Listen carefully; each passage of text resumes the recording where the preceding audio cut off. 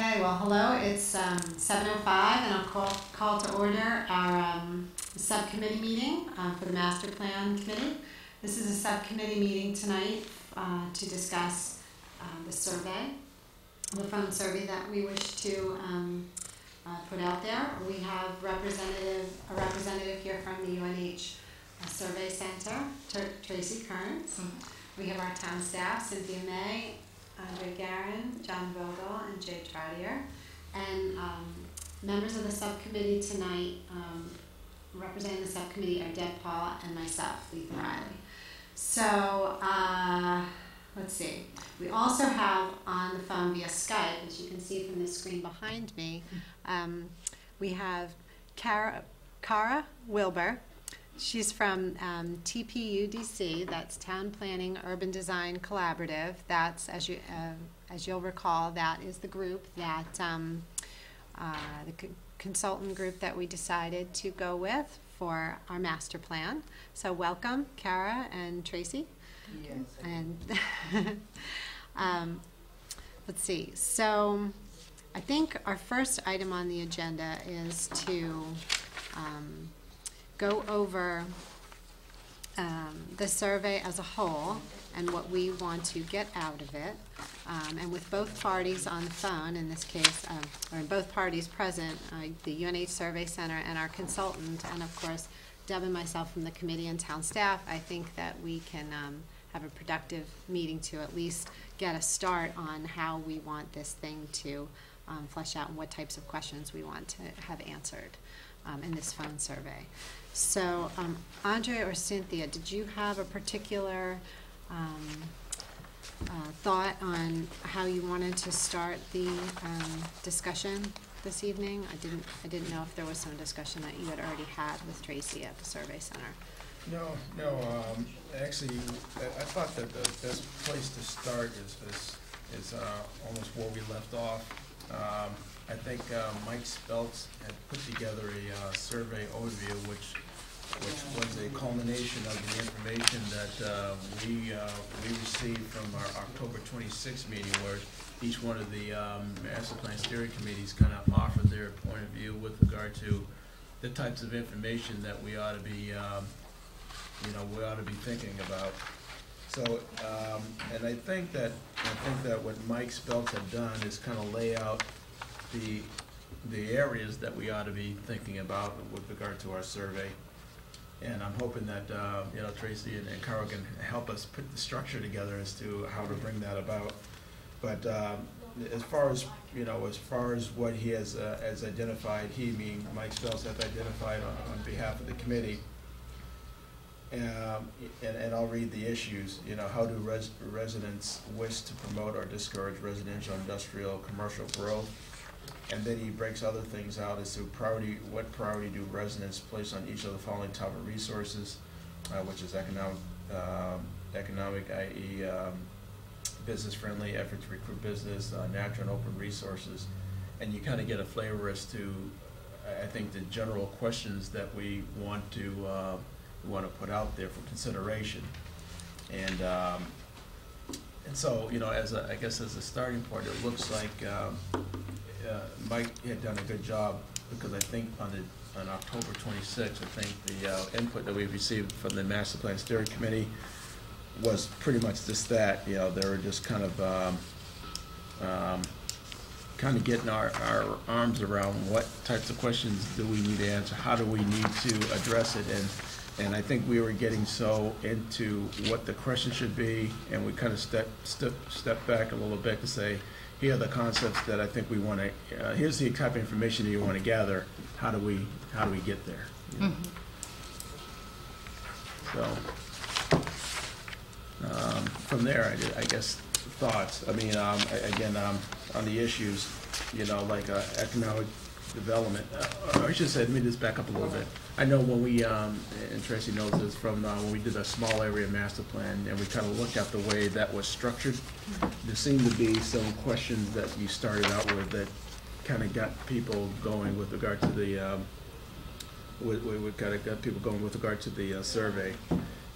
thereafter, we kind of then honed in on the areas of the master plan that are area of the questions that we want to get into.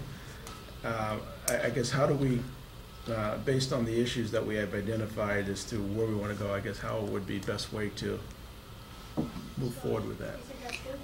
Generally in surveys, what I would recommend structure-wise would be that we would start broad and work our way down to specific issues. So start off with some general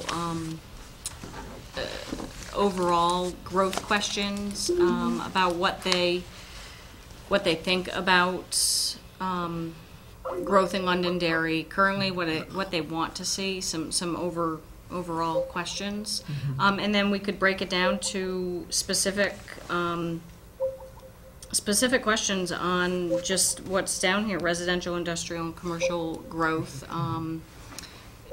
in Londonderry. I would have sections on growth, the priorities, and just like they are here, and then an infrastructure type projects that they want to see in the master plan. So not necessarily phrased in that way, but things that they would like to see happen in Londonderry. I'm sure there's issues here, like in any other community. You know, there's always talk of whether it's a new police department or a new rec center or something, whatever those other type of infrastructure issues might be for Londonderry, getting at those specific things.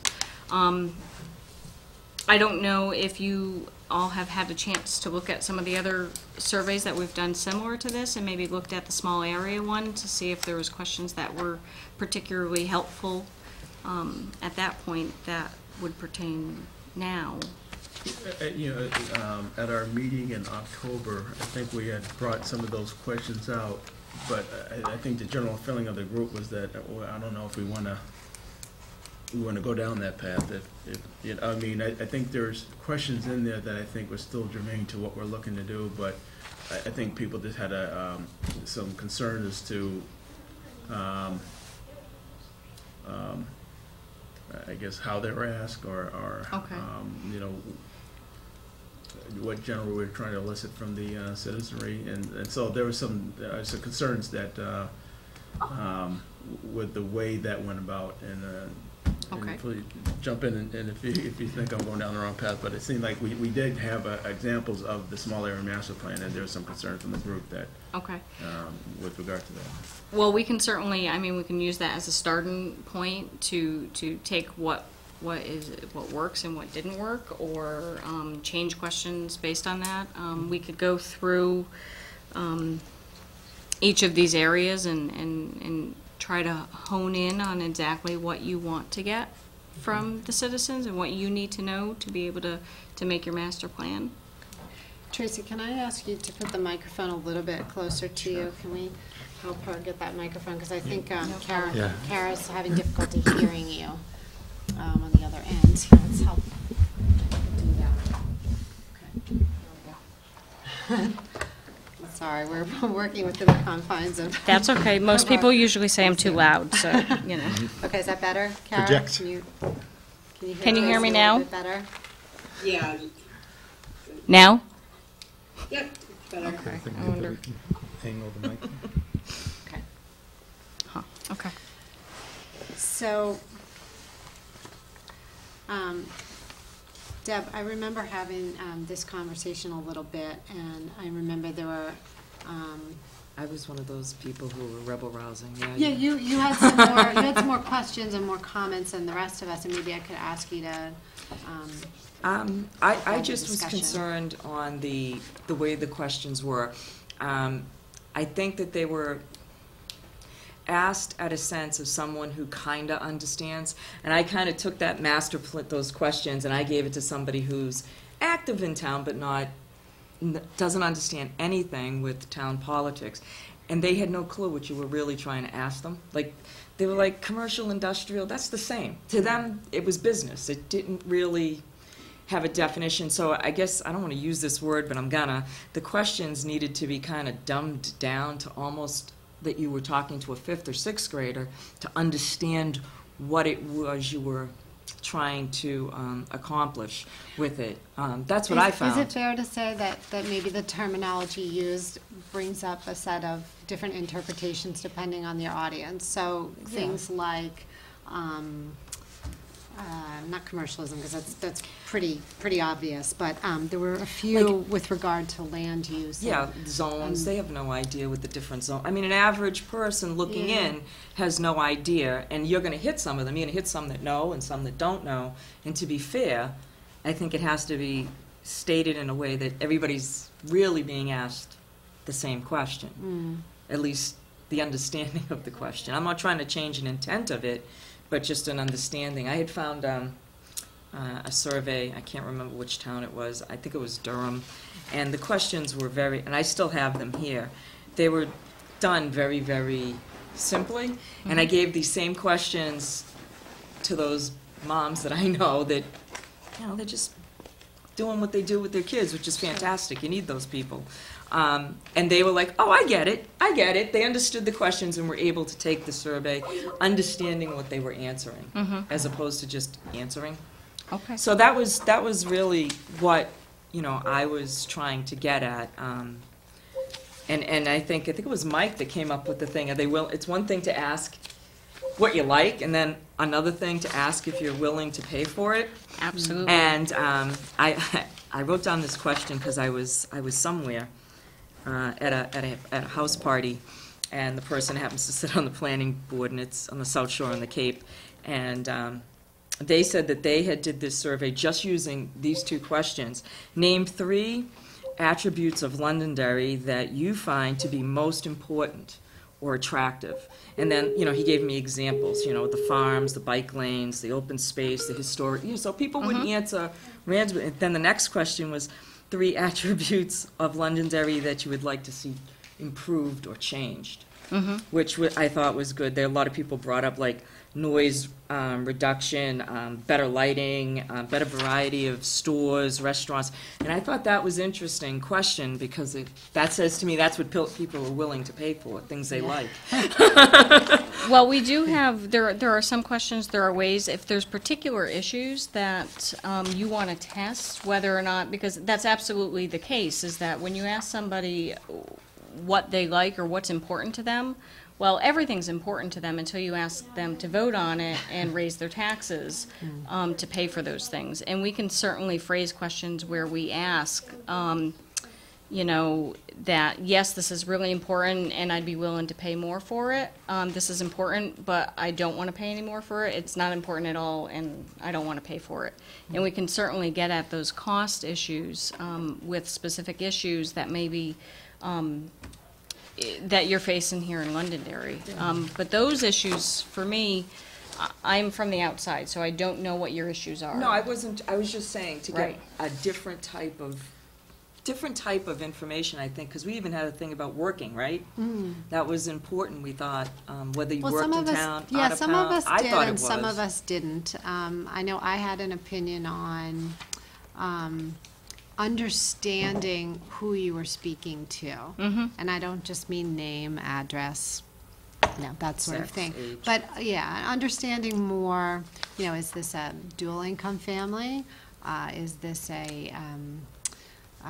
if it's a single income family, does someone stay home with children? Do they not have children? And all those things, I think, I felt at the time, and there was some opposition, in fairness, who there thought it was. didn't matter, and that's, you know, that's fine. But I felt that when we saw the results and the data from the results of the survey, that might help us understand a little bit better a demographic of people who are answering in a certain way, and what might be important and not. But, you know, again, that was one person's opinion. No, but I thought it was valid. It was a valid point.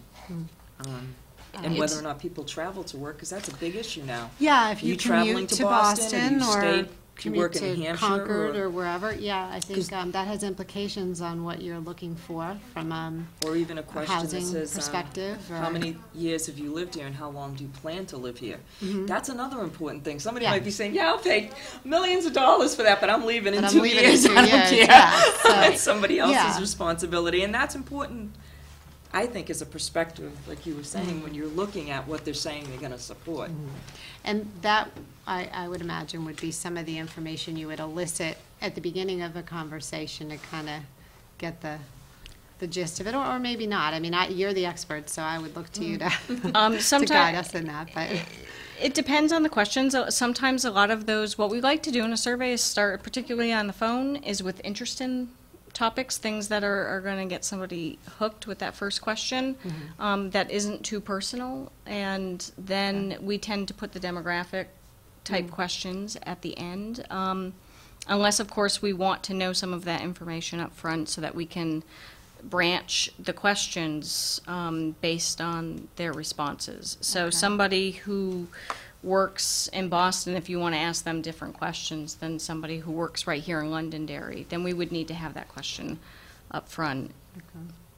I didn't even think of that. Yeah, I didn't either. That's a whole nother, Okay. But what that does, just before you sell yourself on that idea, I just want to let you know that as you branch those out and Yeah. say you take half of your people or a quarter of them work in Boston, then the margin of error and the ability to break down that response to that specific question to only those people who live in Boston, you can't break it down as much because you don't have as much Sure. statistical power in those. in Sure, and I that. guess upon hearing you go through that, the more I think of it, that was not really my intent. My intent was more to, when reflecting on the data that we had as a whole later, and say, okay, well, this is the response we got overall for, say, a housing mix. Well, let's think about that for a minute. Does that make sense based on the types of respondents that we got, and what are those types, and Right. how does that play into that? So that was more my thinking. So, yeah, I guess you could really get down a million different paths if you're not careful. You can, and we would absolutely, we would break it down by demographics. We can possibly go down 2 levels of demographics with I believe we've decided on 500 interviews. So Yeah. we can break it down to maybe a region of town that they live and income, or whether they commute, or it could be just age and gender, or years lived in something. But we can probably get down to 2 levels to get a better picture of particular questions, and we would certainly paint a picture of what our sample looks like overall from all of those demographics. Yeah, we'd probably need to think about that, because my opposition might have been thinking that I was wishing for the former, More not the detailed, latter. yeah. So, okay, well, let's think about that. We'll table that for a moment, so we don't get too complicated. Yeah, Cynthia. To Deb's point on having the questions presented using language and in a way that everybody's going to understand is actually kind of a hot topic now in the planning world, in that a lot of some things that are really jargon, but even some things like mixed use, that conjures up a whole range of images that That may or may that- not be that what may or may we're and may asking. not get you the answer that you Yeah. want. So if you're talking about something, you have to describe it in terms that are clearly understandable. Mm-hmm. So it may take a little bit longer to ask that question, so we may have fewer questions as a Mhm. result, but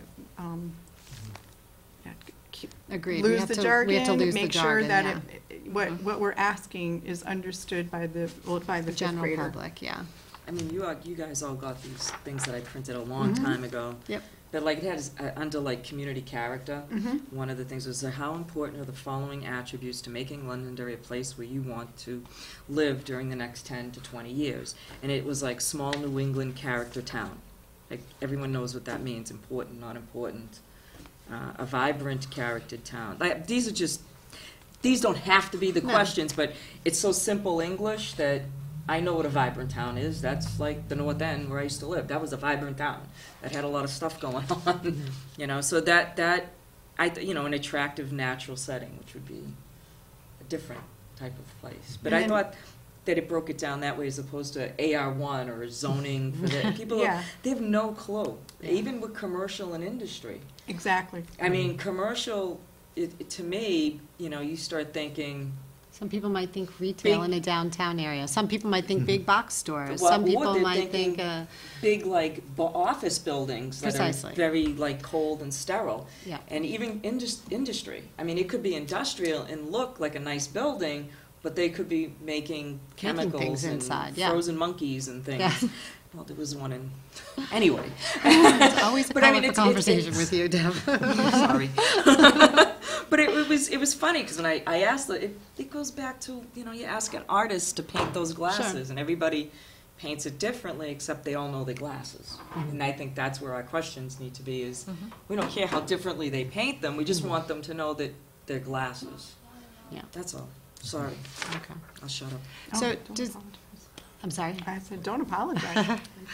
Funny. So does it make sense then, when, Tracy, a few moments ago, you mentioned that every town has certain issues that they want to try. I mean, does it make sense for us to talk a little bit about the issues that, I know Mike has done a nice job.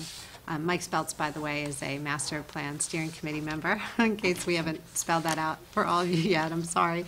He took it upon himself to kind of summarize or encapsulate, as Andres had mentioned, some of our thoughts. I too thought he did a nice job. But the issues that we listed, would it make sense to kind of go through some of those issues to kind of give you a flavor, and you as well, Cara, for an understanding of some of the things that we find evident here?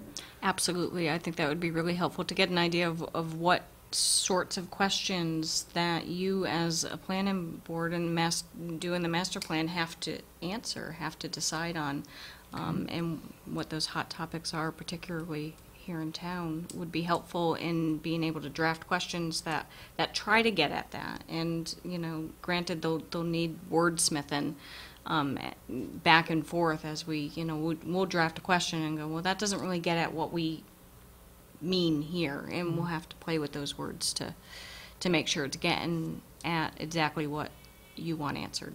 Okay. I mean, the first one that's listed here is economic. For example, business friendliness, efforts to recruit business, et cetera. And at the surface, while everyone might say, yeah, that's great, you know, tax positive, excellent, we like that, there's a lot more implications to that in our town as well. So we can talk for a minute about that. And I think some of the concerns around the economic issues, and maybe that's one of those words that even we should stay away from, because it conjures up images in people's minds of, well, what do you mean, the general economy? Are you talking about the health and general economy of one section of town? Or is the town going to become a bank and start funding things? Exactly. I mean, that's what Terry's doing So now. maybe the word economic is not appropriate in a survey such as this. And Tracy, the question I would have, and I think you're absolutely right, Deb, I really do, but in terms of like economic friendliness and business and commercial and industrial, is it appropriate in this survey to specify where they would go? Because certainly it's not going to be business everywhere in town. May not be next door to someone if you live in the middle of town. But if you live at Exit 5 or in the airport area.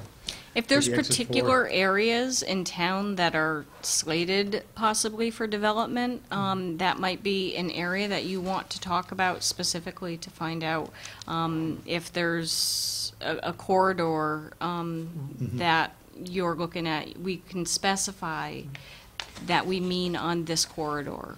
And we could And do you get probably- better, do you get more true results if you specify that? Absolutely, because what's going to happen is you either have people who are going to say yes because it's never going to happen in my backyard, or you've got people who are going to say no because I don't want this in my backyard. But you don't know, if they have You no don't know if it's in context their on where backyard. it's going to be, you don't really know how they feel. But when they all hear, well, this has nothing, this isn't near me, well, yeah, go ahead. And that's why I think it's important to get a demographic maybe of where they live, if there's going to be some location-specific questions, because that might be helpful breaking it down after. Kara, go ahead. I have a couple of questions. The first is, how long is the survey going to be, and how many minutes is someone going to be on the phone? We have 15 minutes for the survey, and I think that breaks down to about 40 to 50 questions, depending on how long they are. And then I was just going to chime in on the issue of connecting some of the questions to an area. Geographic specific questions might be more easily addressed during a workshop situation, where we can be working over maps as opposed to sort of generally talking about. That's a good point, because I was just sitting here thinking about, okay, so if we could take a moment and pinpoint all the, that areas in town for you to enlighten you on the area. The first thing that came to mind was, okay, Pettingill Road project. Well, if you say that, I mean, sort of, some people probably don't know what that is, but if you told them, oh, it's up near the airport and that whole vast area of land that we're looking to develop up near the airport, oh, okay, now I get it, kind of response I think there would be. So, yeah, that's, I think, to some extent, I think that that might even, Kara's comments might have a lot of weight there. I think that the other part of that is, if you're asking where people want to see things without talking about what the character of what that would look like, you might just trigger a lot of sort of negative responses. Yeah, it's like saying that you're going to bring in retail, and Sure. people are thinking, oh yeah, we're going to get Kohl's and Targets, blah, blah, blah. That does not necessarily mean you retail. can turn Yeah. that into that type of zone or commercial use, but you can't guarantee that's the business that's going to get there. Sure. And that can or could leave a icky taste in somebody's mouth that you've Yeah. deceived them. Well, you told me it was going to be retail. Yeah. Well, it was retail. It's just not the retail you different. thought it was going to be. Yeah. But I could see that happening. I agree Yeah. with her. Also, I just want to mention, like, when we did the small area master plan, and I thought the survey did a good job of sectioning off various areas of the town. Like, for instance, one of the questions was the size and scale of commercial development. Now, whether or not we want to use commercial development, business development, we can decide, but along the Route 102 corridor. I mean, so there was a specific area asked, it was identified.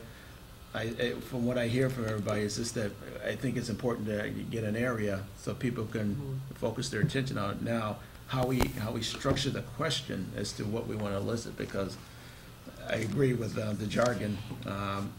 Mixed-use development conjures a lot of things. Even when you said New England feel, well, if you're from Gloucester, that's a different thing if you're from Amherst. It has two different New England feels there. But so I think jargon and structure is going to be something that we're probably going to struggle the most with, to make sure it's clear as to what we're asking.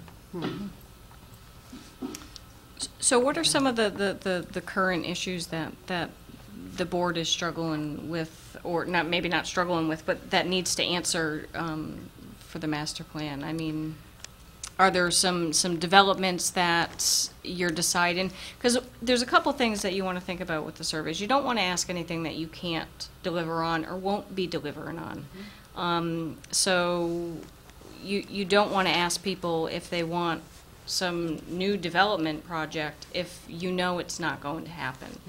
So, you want to think about the things that you really need to know to advise you, to give you the information and the tools that you need to make the decisions to make the master plan. Because the community members won't be able, this survey is not going to spell out the master plan. It's to give you some ideas of where people envision the town going. I agree, and it goes back to how we prioritize these things and what we accomplish. in my mind, it needs to be a very wide brush to get the feel for long-term, the overall character and feel and of the town. And then the nitty-gritty gets broken down in the actual, like, breakout things that, you know, she had even mentioned, where you have maps and you can see zones, and do we have rules to do that? And that was, like, one of the things I yelled about, was being a tool to make sure that the person we hired, we could actually do what they said we were gonna do, at least most of them, Yeah. and how feasible it was. And that's just my own opinion. But that, I think you're right. You have to just kind of get everybody's, if you close your eyes in 20 years, how would you see Londonderry? What do you think it would look like? You Right. know, is it going to look like the Jetsons, or is it, you know, what is it going to look Like, like? for instance, does in this downtown area, if you will, where the center of town is, will that still be? Would people envision still that being the center of town, or the businesses, or the churches along the strip with the Apple Way and the scenic byways? I mean, do people still envisioning that being here? You know, I could speculate as to how they're going to answer, but I don't want to. I'd rather hear it from the Exactly. community. So, do they want to change that? Do they want to keep that the same? Do they want to keep that the same at all costs? just enhance Do it. they, or enhance it? You know? The town common where people gather for Old Home Day and various parades and ceremonies, is that the type of thing that, people hold dear, or it's, who cares? I don't know. Those are the types of things that, I'd like That's to know. what I'd like to see come Yeah. up here, Can I- more so, but that's me. One of the things that we did on the small area master plan, which I hope it gets replicated here, is there was one or two open-ended questions. One of the open-ended questions I would love to know is, what do people of Londonderry consider the center of town? Right now, I mean, we think it's right here, and I think there's evidence that would show, but there is a village, Londonderry Village, in the north. Do people consider that really the center of the town? Yeah, I remember that push was to be like an artist, Yeah. the Kind of area. an artist, a small village type was of. supposed Or to do be a people village. have a different idea of how they want their Yeah. center of town to be or look like? I mean, Yeah, all of or the just- above. We yeah, don't know, yeah. and we'd like to kind of test the waters on what people are thinking. And I use open-ended question because I don't, I guess I'm struggling with how do you ask that question without leading people to think, do you think the center of town is A, B, C, or D? Right. Or it's, or it could be none of the above. I said, no, you're way off. I think it's over here, I think it's Route 102. I think it's Route 28. I think it's the village. I think Yeah. it's this area. Right, and I think we can definitely ask that, and I think we can also take some features of what you might envision a town center to be, and ask how important those features are to have in a town center. I think if you asked open-ended, what do you envision your ideal town center to be, I don't think people would really be able to verbalize what that would be. So I don't think that would give you the answer that you're looking for, but we could certainly put out, 4 or 5 features of a town center and ask how important those are to have in a town center. And open-ended, where do you think the town center is, if that's an important piece to know when you are envisioning the master plan for Londonderry. Because we want to, 15 minutes sounds like a lot of time, but it won't be. And so we'll need to be really specific with the questions that we have. And so while there may be things that you want to know, they may not be things that you need to know. And switching gears just a little bit, one of the things that I'd really like to understand from the residents in general is, and again, I don't know how to go about it, but this is my natural premise, is to think about that balance between new development versus open space. How much is enough? How much is too much? We always talk about that balance, but you know, that balance might be very different for me versus for you versus for someone else. And I'm not really sure how to phrase that, how to articulate that in the best way, but trying to understand, do they think where we are right now is perfect? Do they think there's room for more development? Do they think that they don't want that to occur?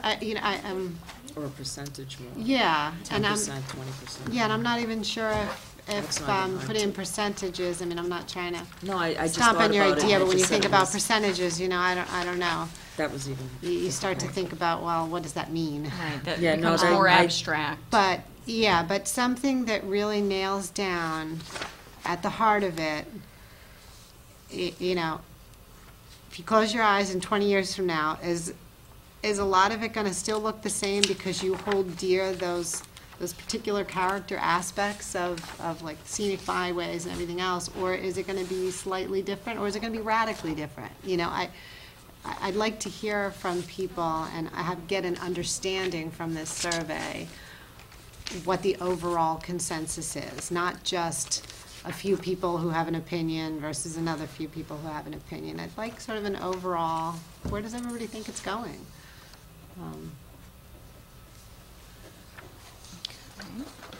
I got a question for Kara. What, Yeah. in your experience, how has the question regarding higher density development, or compact development, or multiple uses, non-residential, residential uses on the same lot? Again, I'm trying to avoid mixed use. Yeah. You know, how's that issue been broached by you in the past? How has it been what, broached? Yeah, broached with regard to a survey or. Well, typically, we wouldn't ask questions about density or that kind of thing in the survey. We would really create a common language during an opening presentation where we discuss what those things mean in terms of quality of life and character, and what you already have around you as an example of what those things mean. So it's not this abstract notion of density that might conjure up totally different images in people's minds. Yeah. And so I think in terms of the survey, I would see more of the questions sort of geared towards what people care about in terms of their values, and what's most important to them, and you know, issues that concern them and how those relate to each other in terms of priority. And so I would maybe not go too much down the road of talking about some of these planning issues that are planning concepts that people don't necessarily understand. Yeah. Just because you're not then able to really get a clear idea of what their response is, because people are coming from different perspectives. So in other words, if you don't have an example to point to, it probably wouldn't be a good idea to ask them to speculate, because they might interpret it all differently. Is that? Yeah, well, I would maybe ask questions like, you know, what are the attributes of Londonderry that are most important to you? Small town character, rural character, kind of getting at what you were talking about before. Business friendliness, things like that. And then you could also ask questions, how satisfied are you with housing choices or your ability to walk? And things that kind of get to the heart of the issue. And let's see what else. You know, what do you feel would most improve your quality of life? Or name 3 things that you feel would most improve your quality of life, and then you could have options. But again, it's keeping to the values and identifying issues and starting to prioritize those without. And on some of those questions, I wouldn't want just the answers to them. I'd want to understand the why. like for instance, Kara just mentioned a question related to the housing mix. You know, you might ask somebody, do you think there's enough variety of housing so that, you know, you can live here or your children can live here?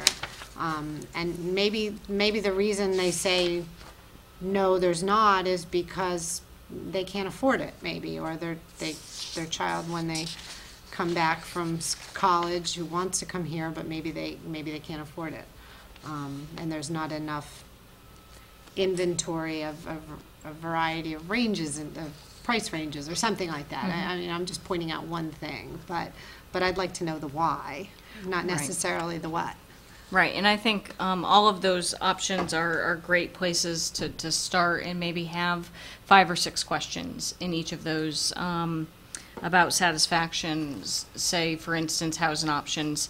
Ask about affordability of housing. Are they satisfied with the amount of apartments or the amount of condominiums, the amount of single-family homes? Things such as that, so that you have an idea of what specifically about the housing options they're happy with and not happy with. Yeah. Okay. Kara, the question I would ask is that information actionable that you can turn into discussions at the week-long charrette level? Yeah. Yeah, definitely. It's an insight into kind of the temperature of the community and where people are.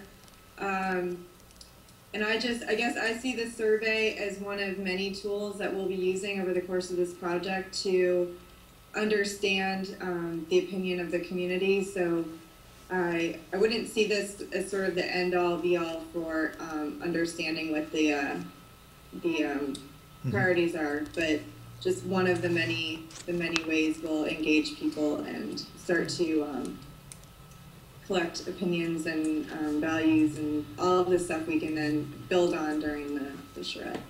Okay. Great. Okay.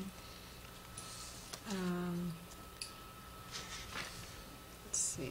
I guess it's got a question more to Tracy, based on what Kara just said about getting to the community's values. And I guess what have your experience been with getting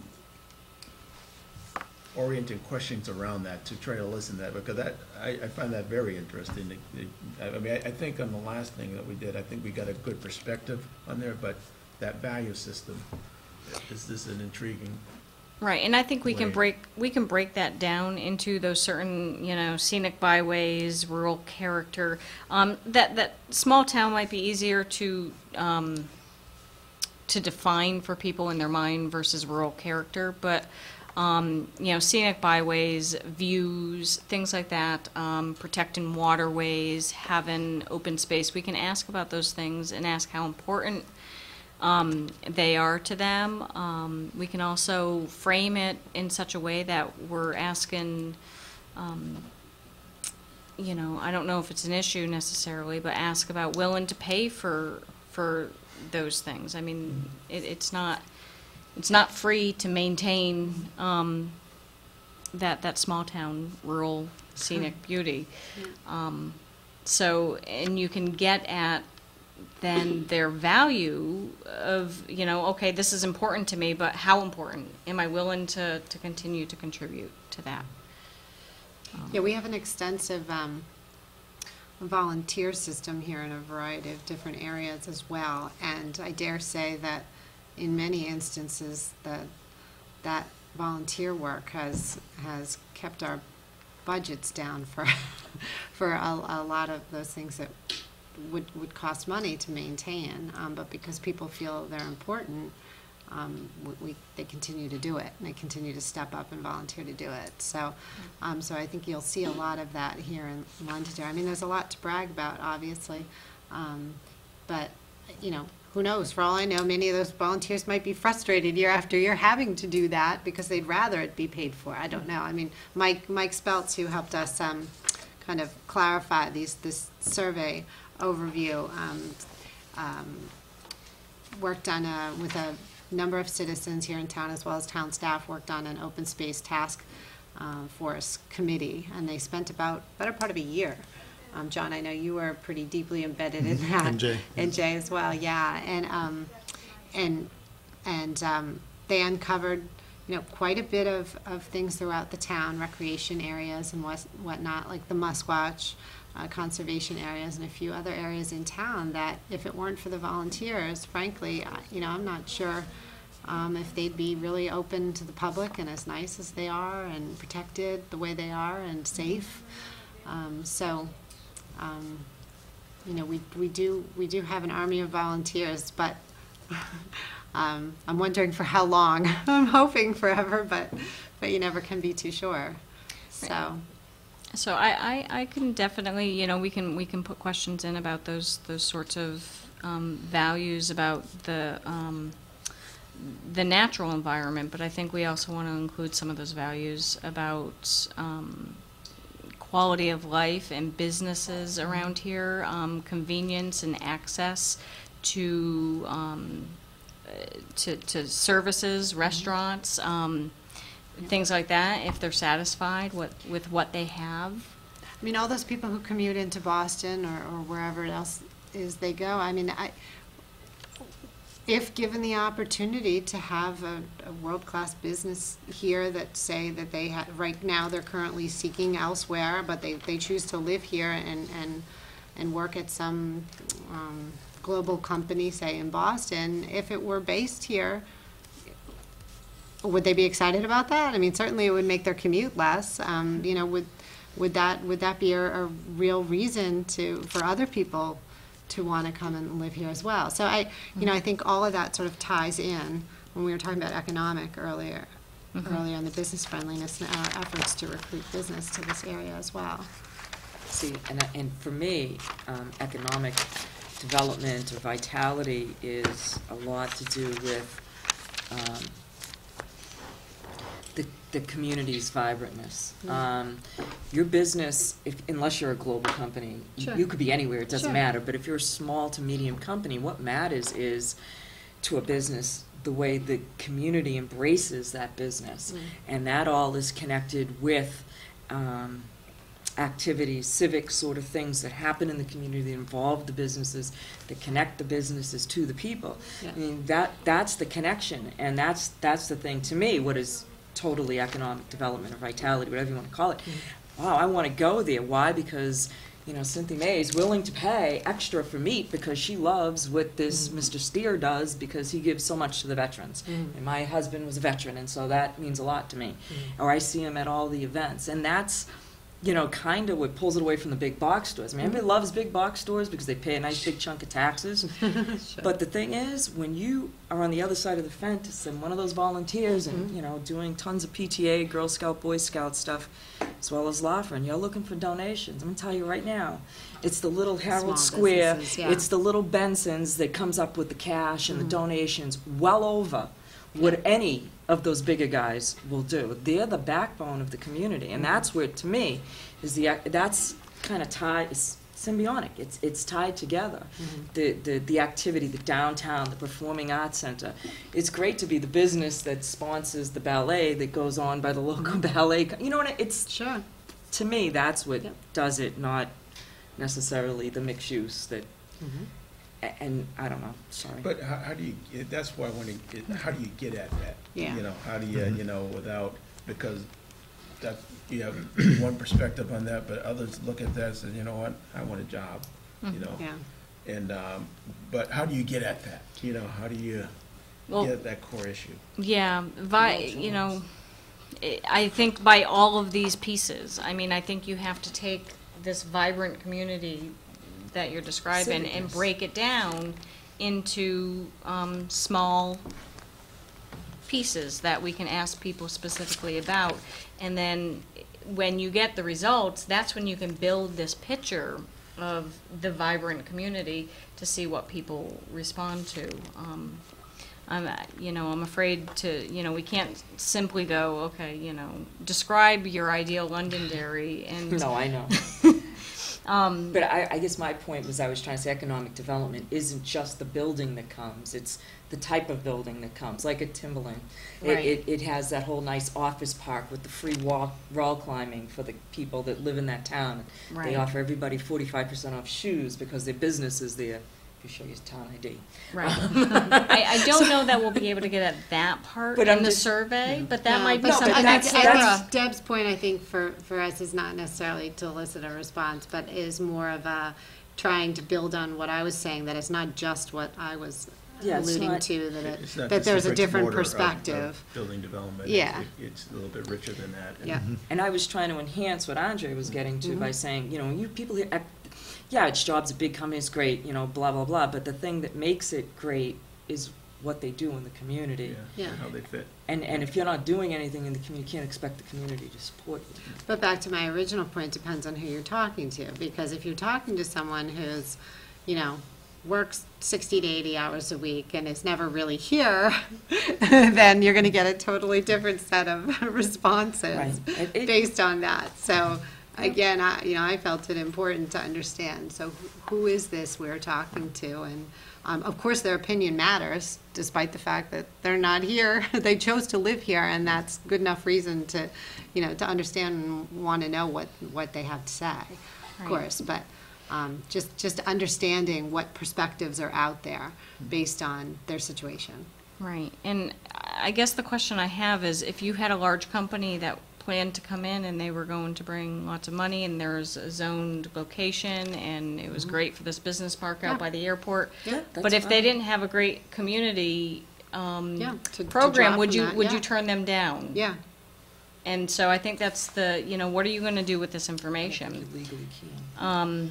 So I think that's something to think about. We can try to get at that and try to get at what's important, but you have to be able to be able to make decisions based on what we have here. And I guess that goes to Kara as well, as what she needs from this survey to help build that plan as well. I'm sorry. Cynthia?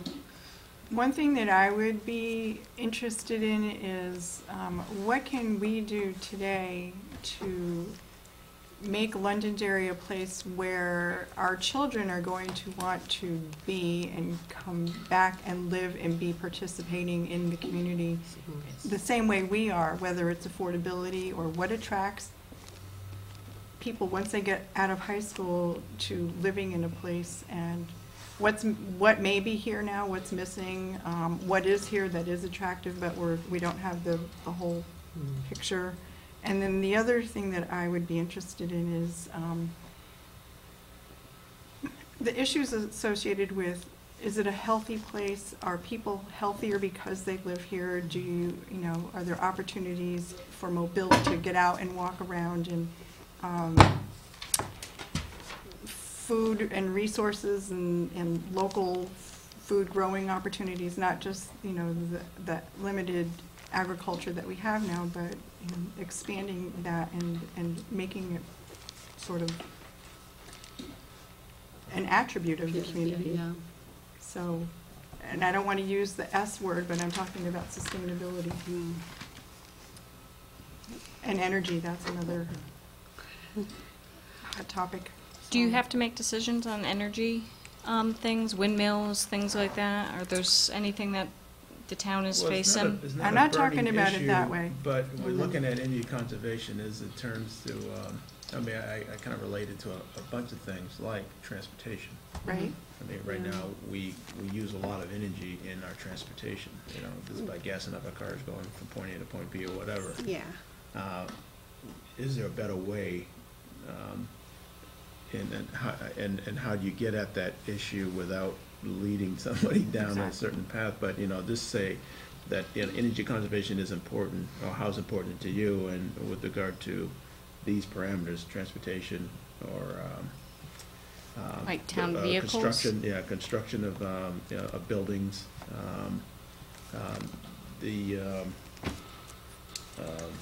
the way we go about providing utilities in town, meaning that if we're predominantly using oil, can we encourage other natural resources, a variety of natural resources to fuel and to heat homes and provide electricity and things of that sort.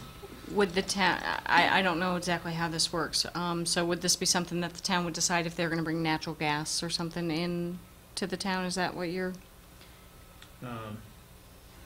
It's almost part of the equation. Mhm. More of a litmus test as to how do people feel about energy conservation? Is that important? You know, is energy conservation and the tools by which you achieve that important to the community? And how do you elicit those answers to that particular area? I mean, do you say, are you in favor of mass transit? Mhm. You know, and that could be no. All right, then are you in favor of, or I should say, are you in favor of driving less in your vehicle or using less gas? You know, given the oil prices. Well, yeah. Are you in favor of mass transit? No. All right, then. What other options are there? Right. You know? I think we probably want to try to keep this to things that you can do something about. Yeah. Personal choice. Yeah. Well, but it does tie in, because if the question that Andrew was getting to a moment ago, which was, you know, if currently you're driving so much every week that your gasoline bill for your car is through the roof. If you were given other options, I mean, if there's other options like workplaces closer to home, areas where you can hop the Boston Express bus that was put in a couple of years ago. Right here in Londonderry, you don't even have to drive to Salem or Wyndham anymore. You literally hop the bus and it'll take you to the airport or South Station for a relatively low fee, and you don't have to pay to park. I mean, those things came about, I think, because people wanted other options, and you know, the price of gas was getting higher. And let's face it, we don't live in a city where we can all walk to the supermarket and have sidewalks everywhere. That's not Londonderry. So I think in many ways, though, those questions sort of tie into what they want to see. Right, and those specific things is, I guess, what I was trying to get at. I don't want to ask somebody if they would be willing to drive their car less unless we're actually going to ask them, do you want to see the town of Londonderry have more public transportation? Do you want more bike paths? Do you want those sorts of things, if that's what you're... Or do you want a walkable business district that would promote that type of, I don't know, enabling you to get around by walking from store to store? See, and I see Right. all of that, everything that was just said, as a lifestyle choice. I really do. If I want to save more energy and I put in solar panels, or I convert, or I want to recycle, or I don't want to recycle, or, you know, I mean, we choose where we work. We go get a job and we say, okay, I want to apply to A, B, and C. We know where they are. We know what the job commute is. And if we don't like A, B, or C, we then look for a job in these areas. So, I mean, I'm trying to think of it, and I'm not being rude. I'm saying that things that the town itself can control. It's not a personal choice. I mean, choosing whether to recycle, would we like to have more recycling? Absolutely. But is it a personal choice? You can't mandate it on, like, we can't make people use mass transit. If you put it in, are they really going to use it? Are you only going to get 2%? Yeah. That's a huge dollar to it. And that becomes changing the whole, you think, we think Woodmont will change it. Mass transit changes it even more dramatically. Yeah. That's all I was saying it for. Is, I mean, I understand the energy thing, and if the town is going to give tax breaks for people putting in solar panels, well, that's a horse of a different color, and that would be brought up at a town council meeting or something like that. But the doesn't ideal, really- the concept is that, you know, is that something we want to know? Yeah. I mean, you know, the answer could be no, you know, that we don't want it, or the answer could be, well, yeah, Right. if given the option, yeah. Yeah, and if these are things that you have to decide in your master plan, then we would definitely want to draft questions that get at those things that you need to decide. If it's something that you can't decide, that it's something that you have no control over, if it's something that the town or the planning board, it's really not on the table. I wouldn't put it out there in the survey because it sets expectations. Okay. All right. Do we ever prioritize these? I don't know, you got a lot to think about. Tracy, back to Cynthia's point, is it appropriate to ask, what do your children like about Londonderry, or what do your children expect? Or does that get into hearsay? Yeah, I've got it down here, and it's something, you know, I'll certainly think about how to get at that. I don't know, because we're asking them, well, when your children grow up, what are they going to want Yeah. from Londonderry? Well, And I think we have that a little bit covered, right? Because, Kara, correct me if I'm wrong, but in our week-long charrette, if you will, one of the workshops that you're going to be conducting is with some of the young people, like students, right? Maybe middle school or high school age students, and asking them, you know, what types of things would they like to see in town? That was my understanding. Is that Yeah. right? Right? Yeah?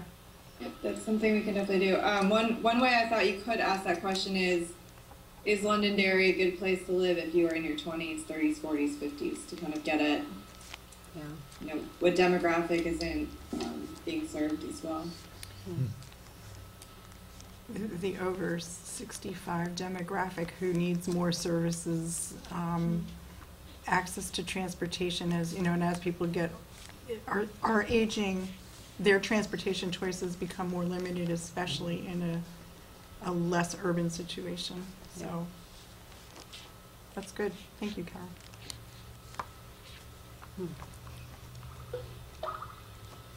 Okay, it looks like our subcommittee's got a little work to do. Okay.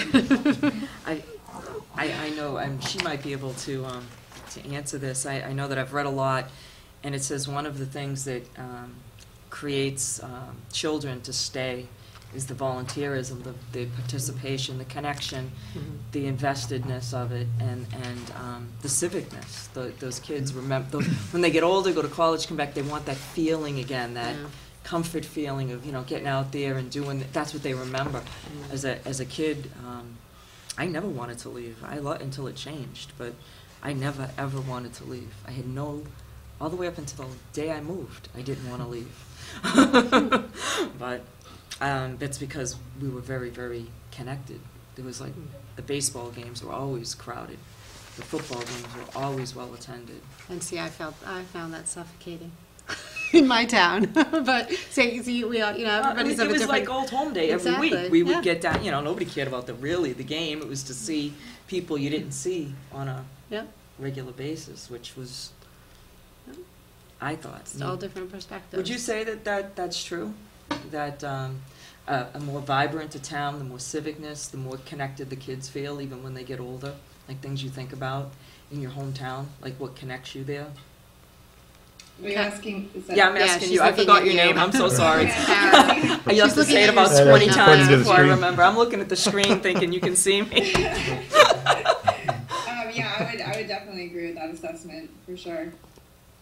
Yeah. And I was thinking when you guys were talking earlier about volunteerism, you could even ask in the survey, you know, a question about have you volunteered on any, you know, community initiatives, and would you be willing to volunteer? Which would be an interesting way to kind of gauge if you do come up with some really concrete, you know, big ideas and action items to get those things moving forward, how many people you might have out there to. But make it a point that the survey, phone survey, would not be soliciting them to volunteer at that moment, because they might backtrack and be like, no. Not again. They might think it's a loaded question, yeah. Okay, so, I think I think I have a lot of ideas on some of the stuff for the energy conservation, the values about the town, walkability, recreation, things like that. Are there any specific growth or development areas that Yeah, you want to focus on I in the think we survey? forgot historical and cultural, which is, Yeah, but don't you think a lot of that ties into some of our discussion about character and, well, scenic byways, What you things were like just that. saying. Think What the we covered- value, I What would you I put kind it of, under then? I would put that under the values. The values, okay. I'm sorry. That's okay. We all have our little I mean, quirks. there are some things in town that just, by virtue of some circumstance. Deb a moment ago mentioned Woodmont. We have several orchards in town, if you're not familiar, and one of which was sold a couple of years ago to a developer, and that developer is now seeking to build on it. And our conversation about mixed use has come up because it's come up in their application to have some mixed-use housing, and by that I mean apartments above some stores in a certain area, variety of retail in that area, some like townhouse scenarios, or row house, if you will, some single-family homes, all over the course of 600 and something acres. So, so that's, you know, one discussion about growth and, you know, how it affects the town, and any opinions that go along with that, of course. The Pettingill Road area that I mentioned before, up by the airport, is essentially is a vast area of land that we've that the town has put in an infrastructure up there to provide sewer, water, all types of services to make it essentially shovel-ready, if you will, for some, hopefully, some corporate headquarter type of campuses and things like that, to lure them to Londonderry, because we feel like we have a lot to offer as a town, and we have a lot of, you know, we have great schools, all the things that an employer would look for to move to an area, plus the airport, of course, which if their business requires flying, and their employees are in the air a lot of the time. And the 102 corridor that Andre was mentioning off of Exit 4, up Route 93, has some big box stores, some smaller stores, several supermarkets, and Exit 5 also in town. There's some not big box stores or anything like that as with 102, but there's been some talk. There's a bus depot up there. There's some smaller businesses, a few like retail like Dunkin' Donuts and Subway, and some gas stations and things like that along that row. So we have a variety of that going on. And then of course in the region, Route 93, Interstate 93 is being widened from exits 1 through 5 all the way up to the Manchester split, so that will of course, you know, affect us as well, you know, positively and negatively depending on how you choose to look at it. And all that comes with that, extra traffic, or maybe not. Maybe people just want to go up to the mountains for the weekend and just don't want the congestion on the highway. So, so we sort of have a lot of those things going on as well. Are there things that you need to know from the residents in Londonderry on any of those particular issues? I think it's the notion of the overall change in the time frame that we're seeing. I mean, clearly the town has gone through a lot of change in the last 10, 20 years. Is that a fair statement? And probably for the next 10, 15, 20 years, we'll probably see maybe not same amount of change percentage-wise in growth and density, but definitely looking at changes that have altered, to some have altered the character of the town from even 10, 20 years ago. Am I summarizing that well, or I mean, if I'm speaking out of turn, No, I think please that's absolutely right. chime in. But so I think Londonderry has gone through some bumps and growth spurts, and for better or for worse, and you know, and here we are It's a little today. bit different now with regard to growth, because 60s, 70s, 80s, and 90s, we witnessed double-digit growth each one of those decades. Well, now we're getting to single-digit growth now. So now the shift is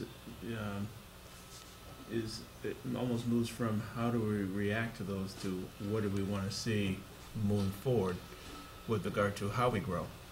So issues of community design become an issue which we identify in our master plan as to, you know, how we want to grow, what do we want to, how do we want to look in the future. And that's coupled with the best management practices out there for planning and transportation. And I always come back to transportation because it becomes a different animal now. It gets to the community character issue that Deb brought up earlier, is that if we were to continue the pattern that we're going right now, where the roadway becomes full, we widen. The roadway becomes full, we widen. Is that what we want to? Is that the same pattern that we want to face? Examine in the future, or? And I come back to the issues of character. I said, well, we don't want to widen our way. I said, what are the other options that we have that would maintain community character, but also address the design and character of what we want to see Londonderry in the future? Do you have any of those other ideas that we can ask about? Well, Besides widen, I mean, are you thinking of things that? Well, when you put in a bus, for example. Right. One thing I had learned is that a bus or a truck is equal to 84 cars. Now your road maintenance, Janos will love you, because his budget's gonna triple just taking care of those cars. He's the Department of One, Public Works, yeah, yes. a tractor trailer truck or a big bus, because of the tires and the weight, have a lot more impact on a road than a vehicle. And that becomes another issue. Now your taxes, even though you got all this great tax money from the businesses, your taxes go, so you're kind of chasing your tail. At some point, you got to stop chasing your tail and say, this is the ideal grow out, and the ideal. That gets into community design and all the other character. I mean, so we have our survey that kind of answers some of these other, or asks these questions regarding, boy, we love the liberal community. We like this particular character, this feel of this. But on the other side, we're asking some pretty hard transportation questions. All right, if you don't want to continue to build our way out of it, what are the other options? You know, we had a small debate of to mass transit. We're saying, all right, if you don't want 10 lanes, what other alternatives are there? And Cara brought up walkable communities, saying, all right, we want to keep the character, we want to keep it walkable, but yet we got to make sure the functionality is there so people can still get from point A to point B, but in such a way where it doesn't overwhelm and we don't continue to have to build our way out of that. So, you know, getting back to a question is that, you know, transportation-wise, you know, there's going to be, it probably should be questions regarding, I should say, capacity is not the issue. It gets into the issue of community design and walkability, transportation, and meeting those needs of the community. And how to ask that, I'm not quite sure, but it gets to the value system that we were talking about earlier. As we value these things, how do you ensure that that doesn't happen as a result of adjusting for growth?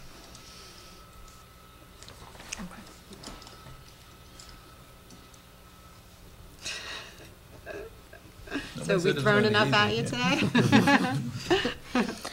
Can I ask a question? Yes. How much interaction should Tracy and TPUDC be having now in shaping these questions? I don't know. Cara, Tracy, what do you think? I mean, is this, have you had an experience like this before where you've done this in concert with the master plan of a town? And, Yes. And yes, okay. I've worked with Southern New Hampshire Planning Commission Great. on several surveys. Super, Um, super. So I'd be happy to work with Cara on this and to get an idea. You know, Cara is more familiar with the planning, the community planning, development stuff. So to get an idea of what you need to know, we can work together to come up with questions that give her the answers and you the answers to. Yeah, Deb, I'm looking to you right now because I'm wondering if you feel similarly. We don't have a few others on the subcommittee here, and I know we all had some rather dynamic. Oh, look, we got another member. Yay, here's Lisa Whitmore. You don't know what you just walked into. That's okay, at this point, we'll load it on Joe, who's not here. I'm sorry, for those of you in the viewing audience at home, one of our subcommittee members has graciously come in, and we're very fortunate for that. Lisa Whittemore, thank you for coming. We've just been reviewing and speaking with Tracy Kearns from the UNH Survey Center, who's sitting to your left, Lisa, as well as Kara Wilbur, who's on Skype with us here on the screen. Kara's from, as you'll recall, TPUDC, the Town Planning Urban Design Collaborative group that we hired for our master plan, to be our master plan consultant. So I was just about to say to Deb, as we've been sort of hashing out and giving these two a sort of a background analysis of the things that are important to us and some of the things that are facing us here in the community, I was just starting to say to Deb that that I wonder if the next step from this point forward is, I don't know about you, but I always do better rather than with a blank page to have something to work with.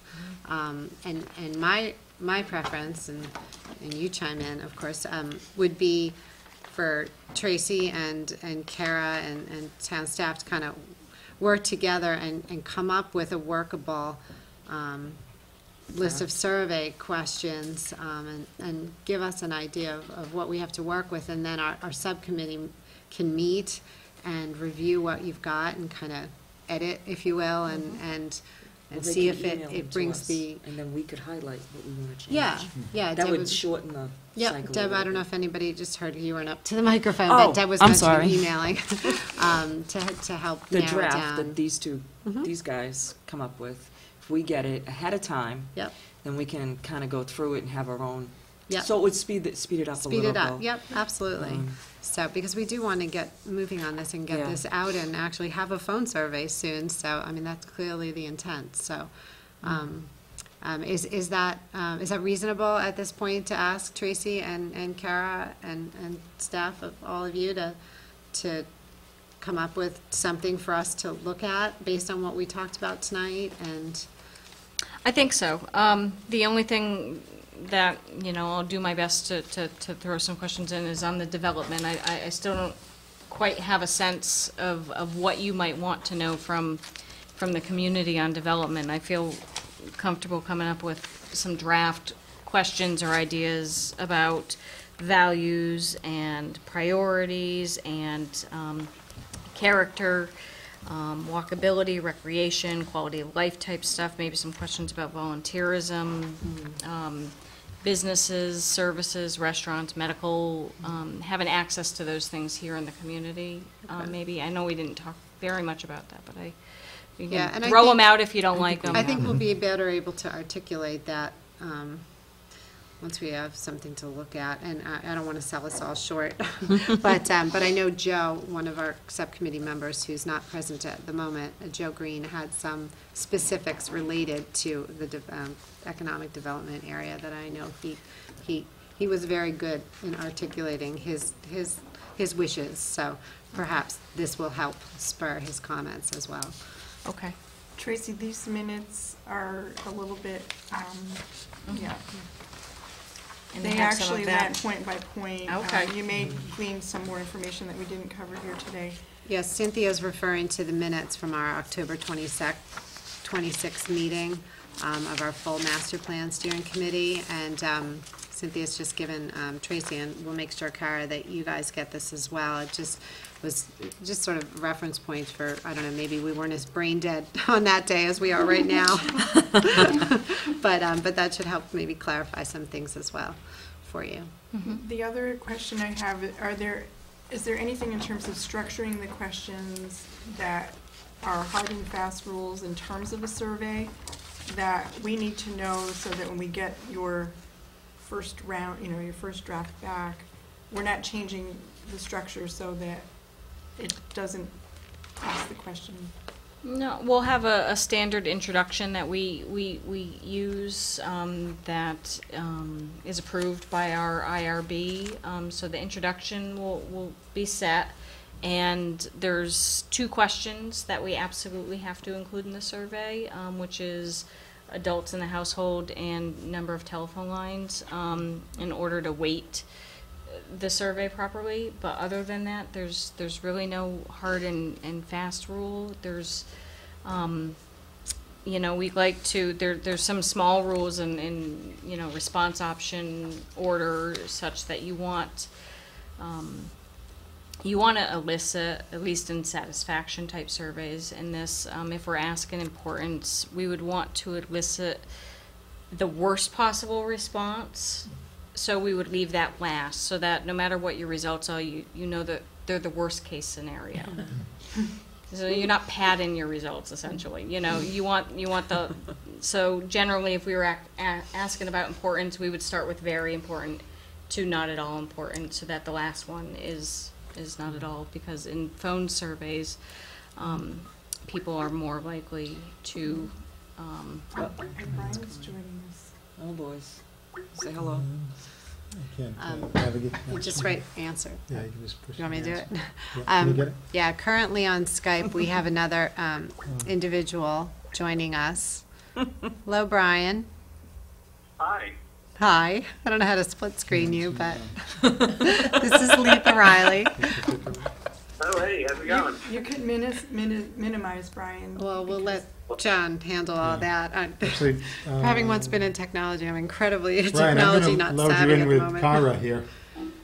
You should be able to hear each other. Kara, can you hear Brian? And vice versa? I'm here. Yes, I just arrived, finally. Hi, Brian. Well, welcome to Londonderry. Okay. Thank you. So, for those of you at home and the viewing public, and Tracy as well, Brian Wright has just joined us. Brian is one of the principal at TPUDC, consultant, and will work on this project with Kara for us. And welcome.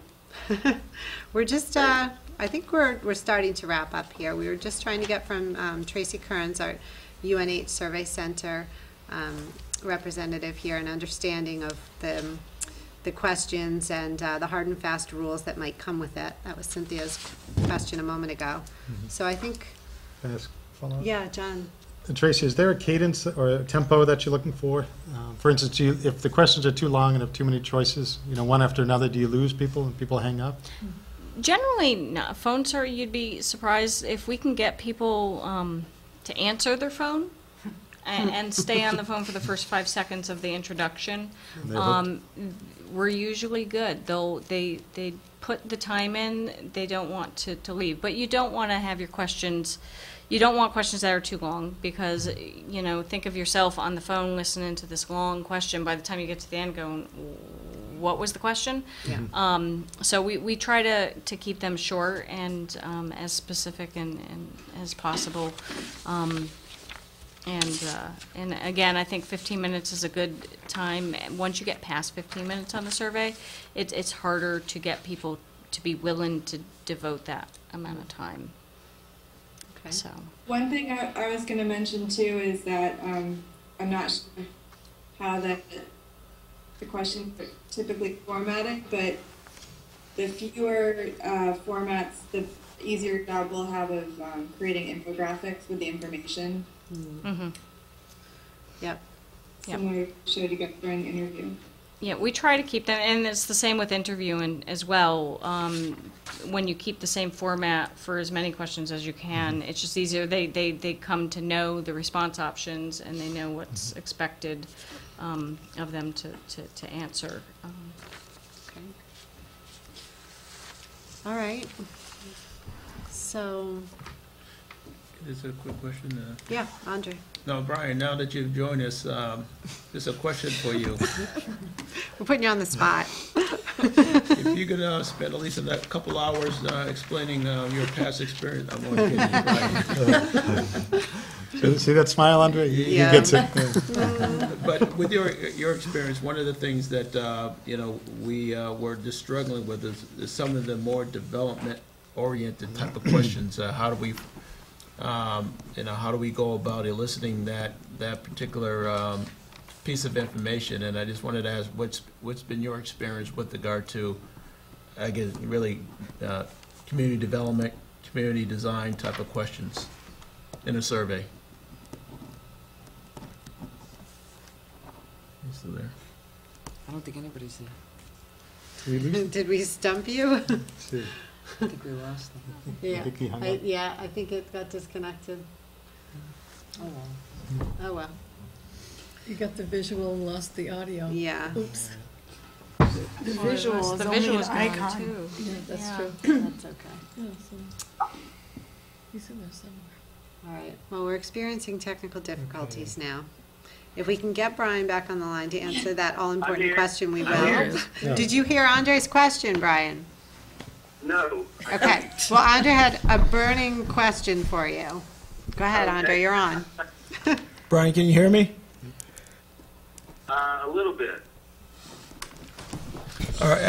Actually, my question had to do with, we've been struggling a little bit with the development and the community design type of questions to ask in a survey.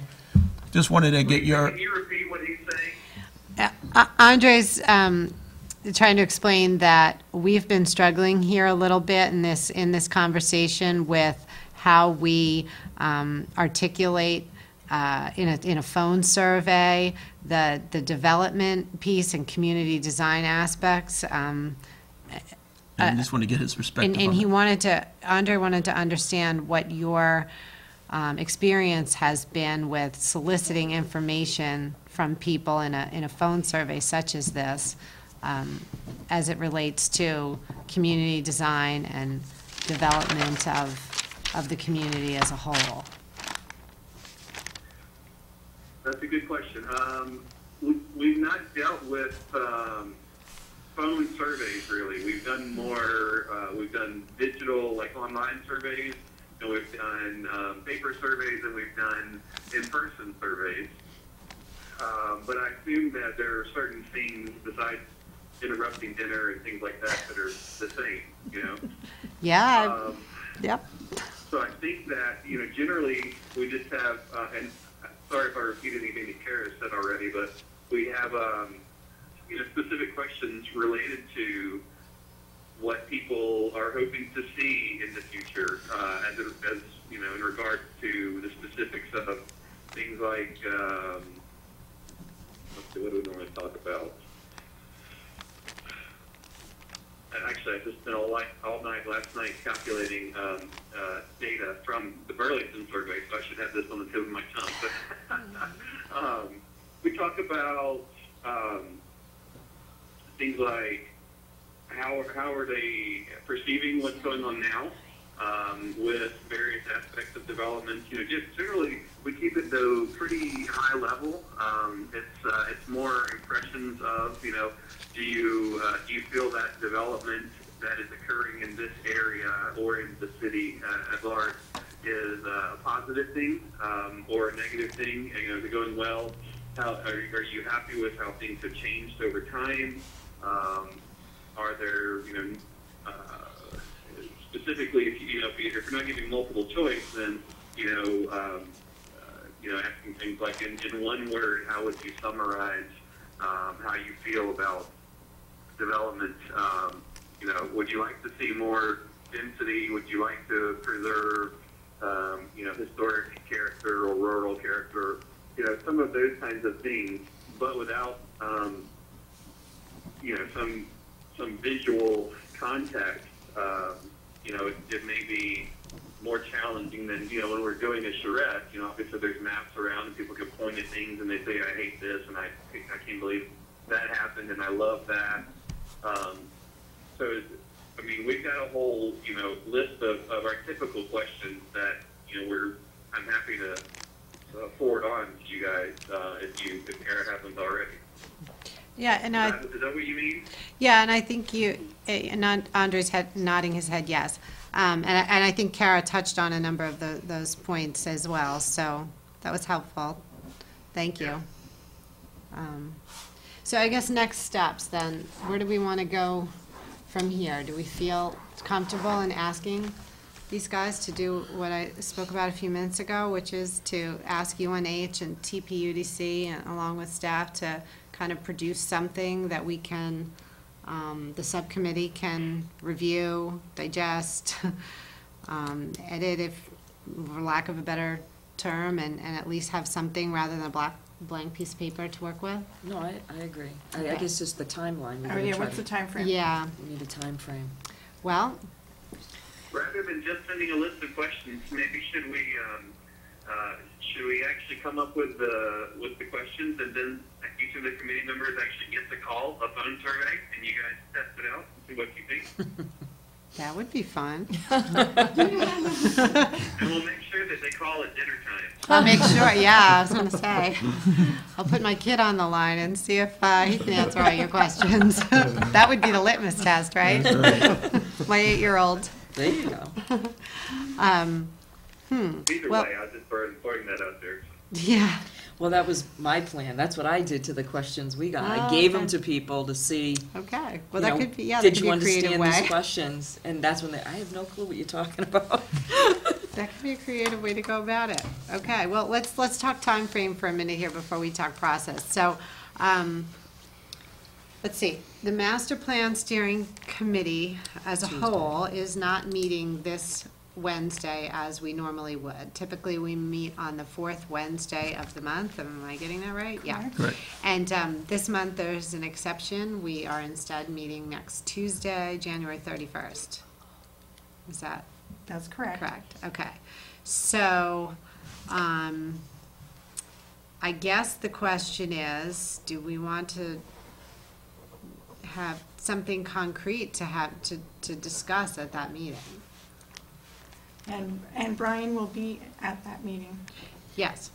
So I guess we should ask, how long would it take you to put a draft together to get to us, to look at, critique, send it back, and be ready for I that mean, is meeting, that too right? aggressive Is to that do too that in crazy? the next week? Yeah, I don't know if we'll have the back and forth done by next Tuesday. Okay. We could certainly, if everybody, including Brian or Kara, can send a list of the questions, and Deb, the questions that you have that you're interested in, if we can take those and sort of put together a Script of sorts. a script, it will be long, and, you know, it will need wordsmithing specific to Londonderry that we may not be getting at in that. But I think we can certainly put that together, and we can try to weed some of those questions out before Tuesday, but that might be. Okay. Well, why don't we, Did yep, go ahead, Brian. sorry, did Kara talk at all about the idea of having a short list of questions, but each one being each list, a group of questions being tied to the different elements of the comp plan? No. Not directly. Yeah, not directly, but in and around that, yeah. That was kind of the idea that I had imagined, because I was thinking about it in terms of, like, for instance, the one I was just referring to we were doing in Burlington. You know, here, the specific study area is the downtown waterfront, and that's just one piece of the city. And so we asked this list of questions, but we broke it out into, you know, waterfront and downtown, because there's two different things in there, they're interrelated. And so I was thinking, well, in the context of a comprehensive plan, you have, instead of just city areas, geographical areas, you have the different elements, and so maybe then there's some way to tie it to the elements of the comp plan as a way to have the sort of the structure of the survey. And those elements are development, Maybe, yeah. Recreation. Those areas of town that Transportation, Andre natural was. resources, historical. We Mm-hmm. can give Tracy the Yeah. RFP Yeah. where they're all spelled out. Yeah, that's what she is. Yeah, Mm-hmm. okay. because we would definitely want to group the questions together so that those about development were together and those about transportation or or such. Okay. Okay. So I think, I think we should start to make, obviously some progress in the next week, and I understand that we can't complete that all, and that's fine. But if we could make some progress so that we could at least discuss it at our meeting. The Master Plan Steering Committee meets once a month, so to have the opportunity to be able to at least discuss what's ongoing would be helpful for us as a committee, I think. So if Brian and Kara, if you can kind of touch on the progress to date in next Tuesday's meeting, that would probably be helpful to the rest of the steering committee. Okay, that sounds good. Okay. Do we have contact information for everybody, so we're able to communicate freely? I'll make sure I send you an email with the appropriate subcommittee members. And Tracy. And Tracy as well. Okay, this is Letha. I'll make sure that you get that. Great. Okay. But I think what we're thinking for an overall target is we want to get the phone survey out soon. Originally, there were concerns that the phone survey was going to coincide with all the political phone calls that occurred in the last month. And we didn't want people not answering their phones, but our intent is to put out a press release to the community in the coming weeks to inform them that, hey, look, we have a phone survey in town, and we really do want you to answer the phone and take a few minutes of your time to answer it. So I would say over the course of the next several weeks, we're looking to lock this down and get it moving. Not sooner than a couple of weeks. A month. We'd have to vote on it with the full steering committee as a recommendation from the subcommittee, survey subcommittee to the full steering committee, and I don't see that happening before the next full steering committee meeting at the end of February, which is the 20, off the top of my head, I don't know, the fourth Wednesday in 22nd? in February. No, 28th? It's before February vacation, I know that, so. Not really sure at the moment. I don't have my BlackBerry with me, but Yeah. Maybe unless depending on how we decide at the meeting on the 31st, maybe that's something that in the interim between our meeting on January 31st and our meeting in February, that we agreed to try to piece this together via the email or whatever. So at least the gist of it, hopefully we can go over at the 31st and then maybe summarize what the end result at the next meeting, but that way we can continue this process towards a conclusion. So if we're going to be targeting the first part of this, I think February is where we're wanted to target, that we stay on course. is that doable, Tracy? At this point, we have the last week of February open, Oh, okay. possibly, Yeah. That would be great. for a survey. That's a possibility. If not, the first week in March is yours. And is it only going to take you 1 week to do the survey? Yes. That's incredible. But if it is the last week in February and that's school vacation. We don't want to do it school vacation Yeah, week. we don't No, want to do so that. the last first- week of February is school Well, the vacation. meeting It's not is- the last full week, it's February, 29, 30, 29th 27, March. 28, 29. And then the first 1, part of 2. March. Yeah, Yeah. that's school vacation So we want to week. start the week So we after that? probably want to actually March have the 5th. survey the following week. That's The elections. next meeting, the meeting in February is February 22nd. Okay, is the next master plan full steering committee then? Right. Okay, so I'd want it locked down with that full steering committee meeting with a recommendation to them that we're gonna go with X survey, the one we had in hand at that moment, and to be initiated the first week in March, first full week in I March. was just going to say, if we have that solidified by then, Mhm. that's the week of election. If we can get approval, we could actually have paper surveys there at the election booth, to Yeah. I'm just saying it works out kind of the right Yeah. Because it's good- March good 8th, point, right? Yeah. And we're starting the phone calls, and we could ask permission, like they always do. We have a little table there, as people are going in to take a 5-minute survey. I mean, I know it's not the phone Yeah, survey. in Right, addition- I think in addition to incorporate the it. phone And I mean, it survey, we wouldn't could be you take guys, it would Brian be- and Kara, are you listening to this? Deb's talking about the election on Tuesday, town election on Tuesday, I think the 8th. The 8th. I think. 6. 6th, sorry. So, Deb was mentioning that in conjunction with the phone survey, to have the, maybe a 5-minute paper survey, couldn't hurt. Any additional questions that we might want to find important, but maybe don't know how to incorporate in the phone survey, or maybe feel like it's not appropriate on the phone survey or something? You would probably be able to get some visual type questions on that. My concern, it would be completely separate from the phone survey. You wouldn't be able to incorporate them together. But my only concern with that is that if that's on Tuesday and we start the survey on Monday, my only fear is that people might go, you know what, I already did the survey. And that's fine, and we could just bring attention to the dates of the meetings. You won't have enough of a population to get what they need to That's true, actually they need get a 500 sample size. hits. That's a good And point. If 600 people are seeing the survey at voting, or 1,000, or whatever, however many actually look at it, that's gonna really be a problem.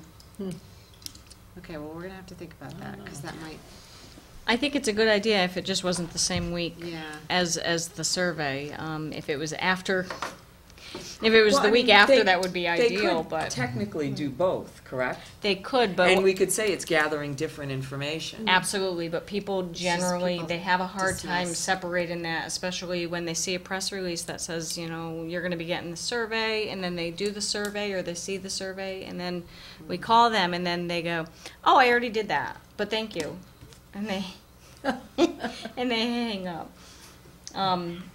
If we could invert the order. I know. And have the telephone survey first. Yeah. This would be a great addendum. Her It would be concern is this perfect. becomes the main act, and no one wants to do the Yeah. 15-minute telephone survey, which makes sense to I me. still think that we should take advantage somehow or another of those people walking through the door voting.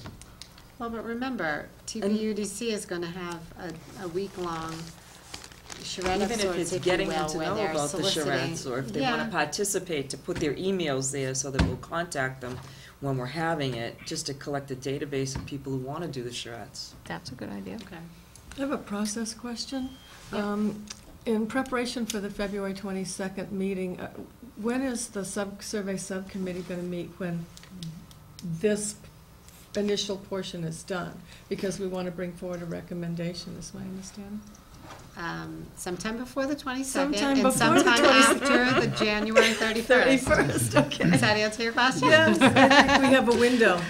I know you're a planner, as am I, and you need to lock dates down into your Yeah. calendar. I completely appreciate that. So, yeah, my to-do coming out of this is to start to work with UNH staff and TPUDC to understand where they are in the formulation of those questions, and start to get the subcommittee on board to try to figure out dates, times, and when we can review, and maybe we can review some of those via email as well, if that's helpful. So, I'll take that action item to do that, so. So for the meeting next week, we don't really need to have Tracy come, because she's gonna be behind the scenes working. We thought that was a maybe, but it doesn't seem like it. And what the full steering committee is going to get is a presentation from Brian about, laying out the schedule and how they see it happening. How does that Master sound? plan. Great, super. And just- Brian? Lost again. You lost him again? Okay. Did Kara That's hear okay, that? just tell him that it's all on him next week. That's Kara. Kara, did you hear that? Yeah, I heard that. Okay. All right, you're in charge now. She's like, We're a oh bunch no, of that's me. jokesters over here, yeah. Okay, so, I think I'll see you guys next week too. Oh, good. oh, good, good. Okay, so, I know I haven't been incredibly clear. I've been a little fuzzy on dates and timelines and everything else, but I think right now we're the next action item is for for us to start to move ahead with the giving us some questions to absorb, to process, to understand how this thing might look. The subcommittee to then review some of that, give feedback, and then hopefully we can lock this down in February and get it rolling. So, Great. does anybody have any other questions or concerns that they want to raise at this time? So we're gonna get by email, just so I understand my Yeah, get by email. mental capacity here. And send it These guys directly are gonna back to the person that you got it from. It'll either probably come from Lisa. Right, but Everything it's gonna should be go through, a thing that her Yes. and them have worked on Tracy together. and TBUDC, Right. yep. And then we're gonna critique it, send it Right. direct only to you, not CC all, no. just don't. to you. No, not CCL, because then it constitutes a meeting. Goes all to So, you, you can route it through me. okay? And then we're gonna give a presentation at the 31st, correct? Yep. Of what we figured out within this short time Status. period. A progress report, Yeah. because it won't be completed by then. Right. Well, I just think some of their input, Yeah, because I know like there were Oh, a yeah. few people that wanted to be on this Yep. that couldn't, absolutely. but they were definitely interested. Yep. So, All right, sounds like fun. okay. So, motion to adjourn? You want to second that? Okay, if there's no other discussion, we can adjourn. Yeah, I'd just the like to meeting. thank the people who came We'll see you guys in a week. via audio and in person to have you here. And I Yes. move adjournment. Yes, I agree. Thank you very Thank you much, very much. everyone. Thanks, bye. Thanks. Bye, Brian, bye, Thanks, Kara, see you next week. Tracy, thanks for coming. Oh, you're Super. welcome. Very much. Okay, and I at got a home, lot thank of- you, and meeting adjourned at 8:50. Come on. Click on that red telephone.